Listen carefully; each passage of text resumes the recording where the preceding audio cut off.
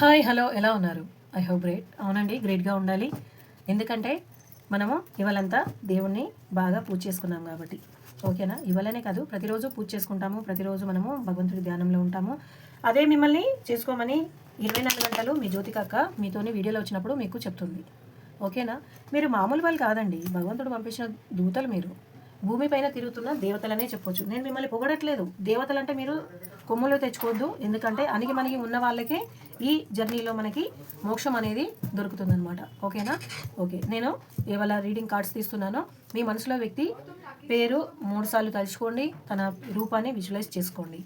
Okay, మీకోసం తలుచుకుంటున్న మీ అమూల్యమైన DM గారు చాలా విపరీతమైన స్థితిలో ఉన్నారు. ఎందుకంటే మీకు చేసిన ద్రోహము ఇంత అంతది కాదు.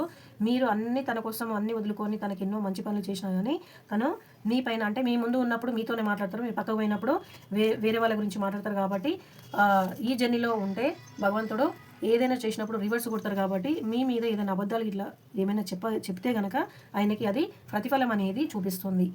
ఓకేనా? ఓకేనండి. ఇది మేషం, వృషభం, మిథునం, కర్కటం, సింహం, కన్యతుల, వృచ్చికం, ధనస్సు, మకరం, కుంభం, మీనం. ఈ ప్రతి రాశి వాళ్ళకి ఇది రిజిగ్నేట్ అవుతుంది. కాకపోతే ఏంటంటే ఈ రాశులలో నేను కొన్ని ప్రత్యేకంగా 1-2 సార్లు బాగా వచ్చినప్పుడు ఆ రాశి వాళ్ళది చాలా చాలా రిజిగ్నేట్ అవుతుంది అని అన్నప్పుడు వాళ్ళకి కరెక్ట్గా అది అవుతుందన్నమాట. ఇదైతే మనకి వృచ్చికం రాశి వాళ్ళకి ట్రాన్స్ఫార్మ్, మీతో ఉన్న కనెక్షన్ ఏంటి, కనెక్షన్ అనేది డీప్గా అనేది వాళ్ళు ఆలోచిస్తున్నారు. మీ దగ్గర ఏంటి ఉన్నదో వాళ్ళకి రియలైజ్గా భగవంతుడు చూపించడానికి మా శక్తి స్వరూపిణిని మీ ముందుకి పంపిస్తున్నారు. తులారాశి వాళ్ళు కూడా చాలా ఉన్నారండి. తులారాశి వాళ్ళని ఏమంటున్నారంటే భగవంతుడు, ఇది చాలా చాలా పవర్ఫుల్ కార్డ్, అమ్మవారి కార్డ్ అనమాట, మా శక్తి కార్డ్ ఇది. మీరు ఎట్లా కష్టపడి పనిచేస్తారో మీ డిఎం కూడా చాలా కష్టపడి పనిచేసే వ్యక్తి అండి. కింగ్ ఆఫ్ స్వార్డ్స్ ఎందుకు వచ్చిందో చూద్దాము. అవునండి, మీ వ్యక్తి చాలా మిమ్మల్ని అమూల్యంగా చూస్తున్నారు. ఐ హోప్ ఎస్. ఎప్పుడు మన డిఎఫ్ ఎలా ఉంటారంటే ఒక మహారాణి హోదాలోనే ఉంటారు. కాకపోతే డిఎఫ్ ఇప్పుడు చాలా హోదాలో ఉన్న మనిషే ఉన్నారండి. అంటే లైక్ ఏ ప్రిన్సిపల్, కౌన్సిలర్, ఒక టీచర్, ఒక ఒక ప్రత్యేకమైన ఒక 10 మందికి దారి చూపించి ఒక మంచి మార్గం చూపించే మనిషిలో ఉన్నారు. అది డిఎఫ్ అనేది ఆడవాళ్ళే కాదు, మగవాళ్ళల్లో కూడా ఉంటారు. అది డిఎఫ్ అంటే పార్వతీ మాత అనమాట, పార్వతీ శక్తి. ఓకేనా?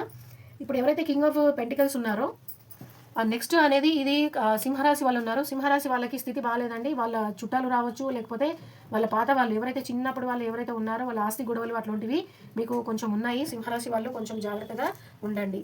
కాకపోతే భగవంతుడు మిమ్మల్ని ఆశీర్వదించే సమయం ఉంది.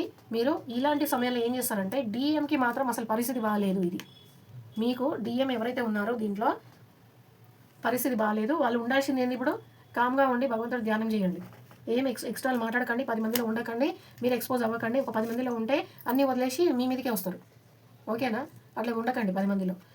చూద్దామండి. ఇది మనకి వచ్చేసి మకరం రాశి వాళ్ళది వచ్చింది. కళ్యాణం అనేది చూపిస్తుంది. ట్విన్ ఫ్లేమ్ జర్నీలో ఈ కళ్యాణం కార్డ్ అనేది శుభం కార్డ్ అనేది తీసుకుంటాను నేను ఎప్పుడు. ఓకే, మీ దగ్గర నుంచి పారిపోయిన వ్యక్తి అయితే మీ దగ్గరికి మళ్ళీ రావాలనే తపంతో ఉన్నారు. కింగ్ ఆఫ్ కప్స్ అని ఎందుకు వచ్చిందో చూద్దాము. మకర రాశి వాళ్ళకి అవునండి, డెవిల్ ఎనర్జీ ఉంది.